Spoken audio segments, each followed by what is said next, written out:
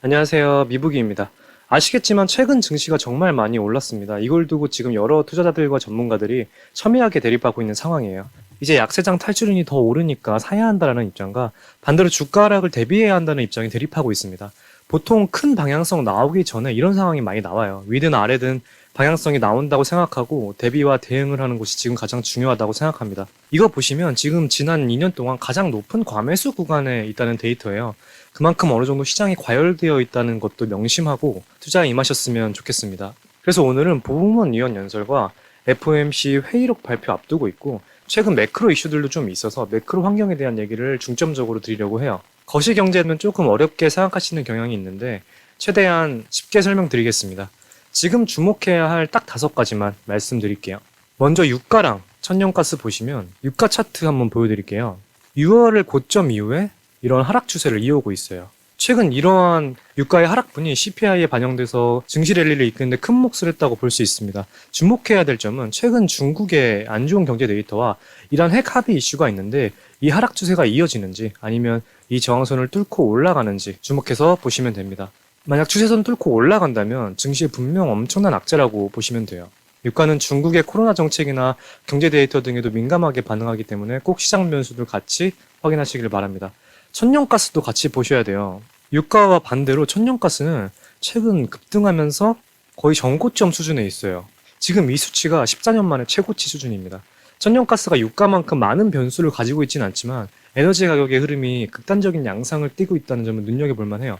에너지는 당연히 인플레이션과 경기 침체와 상관관계가 높기 때문에 계속 팔로우 하셔야 되고 에너지 양극화 흐름은 제가 조금 더 지켜보면서 다시 말씀드리도록 하겠습니다. 이제 두 번째로 달러 인덱스 한번 보시면 지금 환율 1,300원을 만들어낸 장본인이고 주요 6개국의 통화와 비교해 달러의 가치를 측정하는 지표예요. 유로화가 절반 이상의 비중을 차지하기 때문에 사실상 달러와 유로화의 가치를 비교하여 산출하는 인덱스라고 말할 수 있습니다. 달러 차트를 한번 볼게요. 지금 계속해서 이런 달러 강세 흐름을 유지하고 있고요. 7월에 고점을 찍고 조금 내려오는 듯한 흐름을 보여주고 있습니다. 달러 강세는 미국 내 수출 기업들에게 불리하게 작용을 해요. 특히나 글로벌 빅테크 기업의 비중이 많은 미국은 환율 때문에 실적에서 많은 손해를 보고 있습니다. 이번 마이크로소프트만 보셔도 강달러로 인해 실적 피해를 많이 봤으니까요. 결국 미국과 유럽 간의 금리가 어느 정도 비슷하게 맞춰줘야 이러한 달러 강세를 끝낼 수 있는데 유럽은 그러한 높은 금리를 견뎌낼 수 있는 경제 여건이 안 돼요. 왜냐하면 유럽에서 가장 경제대국이라고 할 수 있는 독일과 나머지 주요 몇 개 국가들이 유럽의 경제를 이끌고 있는데 최근 독일도 러시아의 가스 통제로 상황이 많이 안 좋아요. 결국은 미국의 금리 인하를 단행해야 하지만 그 또한 인플레이션 때문에 쉽사리 결정할 수 있는 상황이 아닙니다. 현재 증시는 달러 강세에 적응한 상황이에요. 그렇지만 다시 급격하게 상승할 경우 증시에 하방 압력이 작용할 수 있으니까 유의 깊게 확인하시면 좋을 것 같습니다.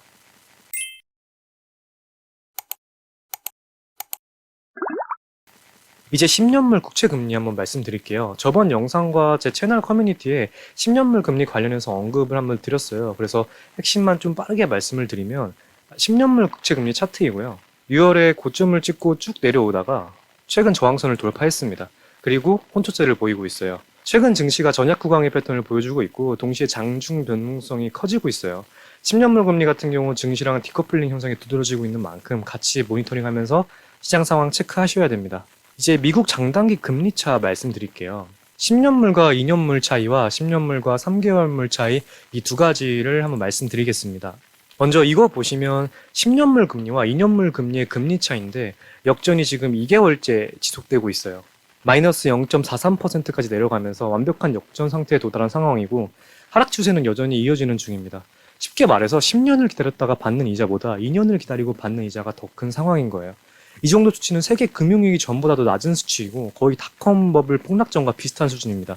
2년물 금리가 미국 중앙은행의 금리와 커플링으로 가기 때문에 최근에 연준의 급격한 금리 인상이 큰 영향을 미쳤다고 볼 수 있어요.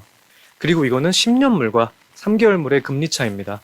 지난 6월부터 해서 엄청난 속도로 하락하기 시작해서 지금 0.12% 수준에 있고 어느덧 역전을 눈앞에 두고 있어요. 장단기 금리차가 지금 우려가 아닌 현실이 되어가고 있고 장단기 금리차에 따른 과거의 데이터만 놓고 보면 장단기 금리차 역전이 발생하고 1, 2년 내에 경기 침체가 무조건 왔다는 미국의 통계가 있습니다. 다만 지금처럼 이렇게 큰 양적 완화 이후에 급격한 금리 인상은 워낙 상황이 특수하기 때문에 쉽사리 단정할 수는 없지만 지켜보면서 어느 정도 대비는 필요하다고 생각합니다.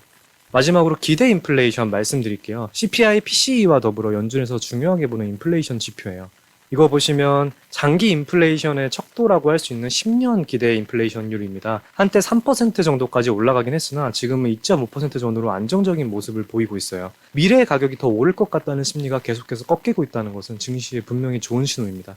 지금과 같은 높은 인플레이션이 장기간 이어지지 않을 거라고 시장이 보고 있는 것 같아요. 마찬가지로 이 지표도 모니터링 하시길 바랍니다. 추가적으로 내일 새벽 3시에 FOMC 회의록 발표가 예정되어 있어요. 회의록 발표 이전에 22시 30분에 보우먼 위원 연설과 발표 이후에 3시 20분 연설까지 총 2번의 연설이 있을 예정입니다. 회의록 내용이 시장의 예상과 다른 특별한 이슈만 없다면 현재까지의 흐름으로 볼 때 불확실성 해소로 상승하는 경우가 많았어요.